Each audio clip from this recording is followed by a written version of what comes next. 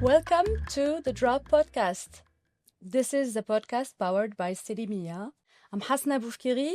I am the head of public affairs here in the UAE, and I will be your host today.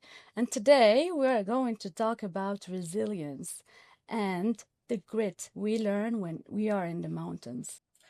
Today I am joined by Vivek Vaidyanathan, head of Middle East and Pakistan Force Services, a leader, a mountaineer, and someone who knows firsthand what it takes to stay grounded, focused, and committed through challenging times. Vivek, hi, thank you for coming.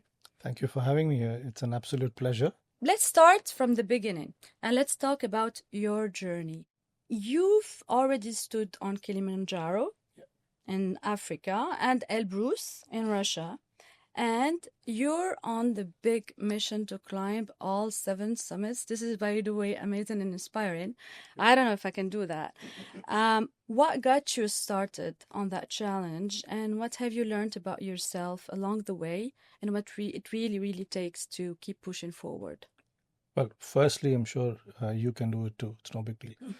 But for me, I think doing the Everest Base Camp trek was one of the big bucket list items that I had. And I finally got it done in the spring of 2022. I thoroughly loved the experience. It pushed me to my limits. I learned a lot about myself. And when I came back after the 2-week expedition, there was this very strong yearning to keep doing more and more of this. Now, I was always wondering, exactly like you said, saying, will I be able to do it? But I thought, let's start off and see how far we can go. So it's been a fun journey so far. Kilimanjaro was a success. Elbrus was a success. And Aconcagua, which I tried to summit earlier this year, I did not end up doing. So lots of learnings all through. The one most important thing for me is, we often end up comparing ourselves with each other, benchmarking with our peers. But frankly, it's our individual journey. And where we are in our journey is a matter of all our efforts and the experiences that we have gathered along the way. And I think the second piece is a lot around resilience. We often underestimate the physical and the mental strength that we have. But it seems from what I hear that it started with getting yourself out of the comfort zone as well, challenging your own limitations or limits. And I think there's so much to learn from that at Citi as well. We are, in a place where change is just part of the landscape.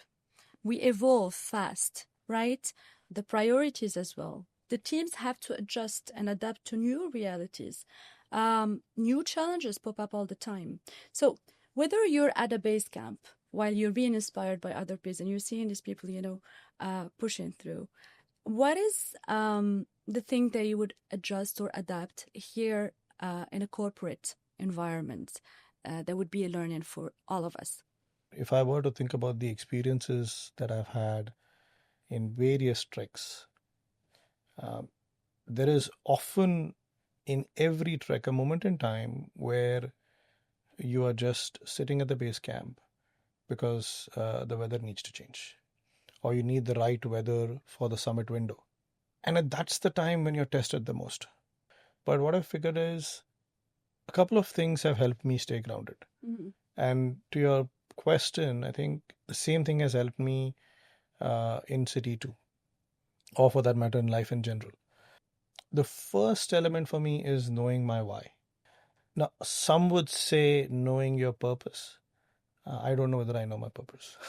It's a big word. But at least knowing why I'm doing what I'm doing and having clarity around my why gives me a strong foundation. The other thing which I find very, very relevant in the mountains is I think the humbling acceptance that I don't know everything. Right? You have an expedition leader for a reason. You have the company there for a reason. And you have to trust them. But at some stage, it's about trusting the process, trusting the leaders and say, hey, they are doing what they're doing on the basis of the information that they have, and therefore the decisions are being taken the way they are, and being able to go along with that trust. Which brings me to something else, which is how to motivate and drive the teams. And let's say, for example, there are moments when they try everything they've got, right? Maybe to reach a goal, maybe to close a deal, maybe to, for a purpose, and just things they don't go as planned. Can you share a recent business example where resilience that you've perfectly described before has made a difference? There's one interesting example which is close to my heart. There was this company that we were trying to onboard as a client. We started the process back in 2016, and it was a very fascinating journey, trying to convince the client why Citi is the best banking partner for them. It took us some time working with them for the past 6 years now, and actually them now winning industry awards has been a phenomenal experience. Now, as I was saying this to you, what I'm thinking is it almost feels like an expedition of its own. A big 8-year expedition with all its own mini summits and milestones that have come along the way. Celebrate the small wins, learn from the mistakes, pivot as needed, and you can have a good journey like what we have had now. Yeah. 8 years in, it's an achievement today, It right? is indeed. You should be It proud is of. indeed. Absolutely. So doubling Couldn't the be more effort. proud of this client and the relationship Absolutely. we have with them. And the power of celebrating small victories. I think it's very important. It's not about the now, it's about what's going to happen after. And I think when you reach that achievement, even the teams, they see the added value and the value of what they've been going through as well. And I think it also builds some kind of, it resonates with building trust, and trust in the process and in the long game. In South America, and I'll go back to your, mountaineering experience. On Aconcagua, you made a tough call to pose your climb, right? After months of preparation, you told me about that. How did that moment reshape your view about resilience? So earlier in the year, after having done Kilimanjaro in 23, Elbrus in 24, I had planned to summit Aconcagua, which is the tallest mountain in South America, at about 6,961 meters.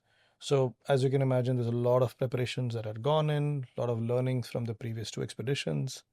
But what is very interesting is I think my years of experience in Citi and the risk management that I would say is almost ingrained in all of us actually played a big role in the decisions I took. So what happened was I had reached about 4,700 meters, which is the base camp. It was a 3-day trek, and en route to the base camp, I started feeling that I need a little bit more. So yes, it was a big decision. It was an emotional decision. But I think a couple of elements helped me when I was trying to make that decision. One is when you speak to most of the mountaineers or listen to the mountaineering podcast, the one thing that everybody says is success in mountaineering is not just getting to the summit. It is about going to the summit and coming back down safely with all your limbs intact. The mountain is always going to be there. You can always go back, train, come back much more stronger, and attempt again. And you said something nice about playing the long game, right? I mean, it's exactly the same even in corporate life. And then something one of my mentors had told me, again, helped me make that decision. So this was, I think, a few years ago where I felt I deserved a promotion, and it was the year I should have received it. I didn't get it. Now, obviously, I was not the most pleased about it, but what he said resonated a lot. He said, in a 30-year career, right, having a delay of a year is not such a big deal that we sometimes make it out to be. Instead, understand what we need to do, what you need to work on, and come back stronger. You were talking about being surrounded in the mountain with other people helping out, right? I think I want to talk a little bit about the collaboration and the team spirit. You are usually say no one reaches the summit alone. Yeah.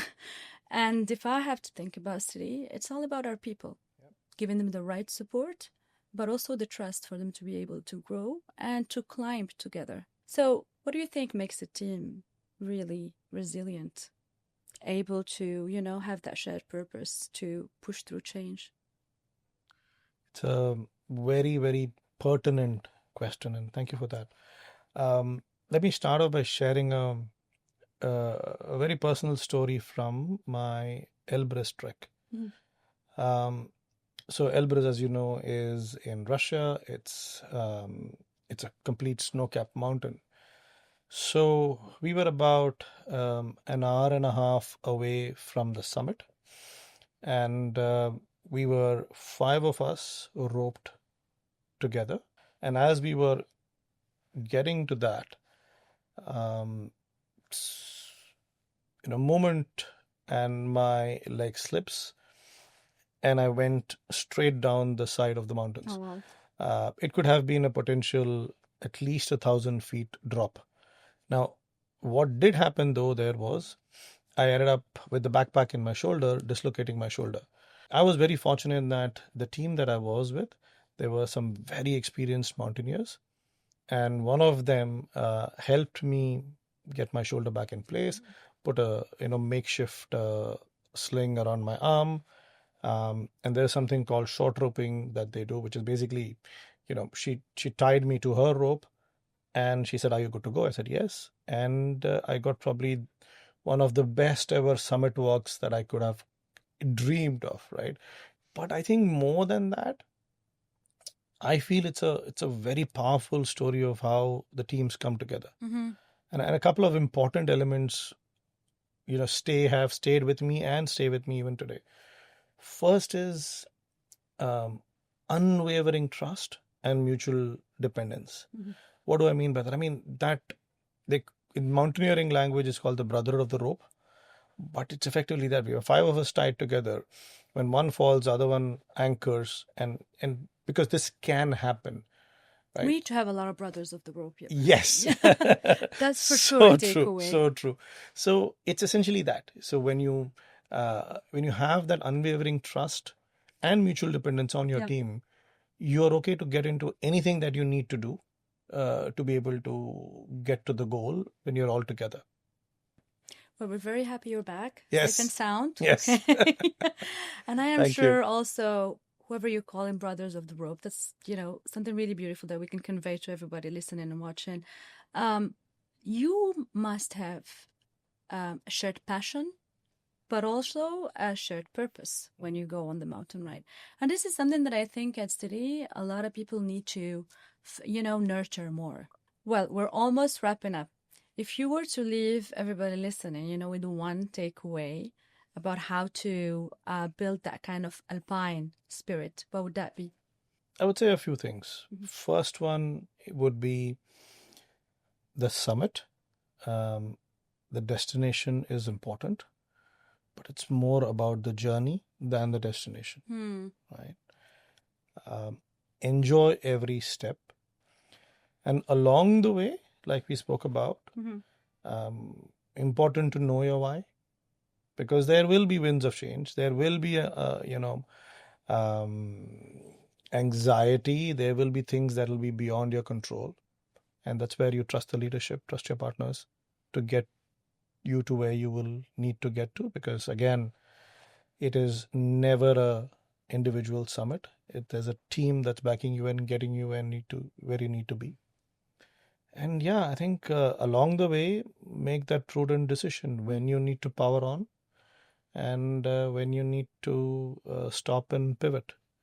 Because at the end of the day, you need to come back and have this conversation. Thank you so much. Thank you for sharing all of your personal stories and for taking us behind what it takes, actually, the mindset from the mountains to moments of change at Citi. Thank you, everyone watching and for listening. And until next time.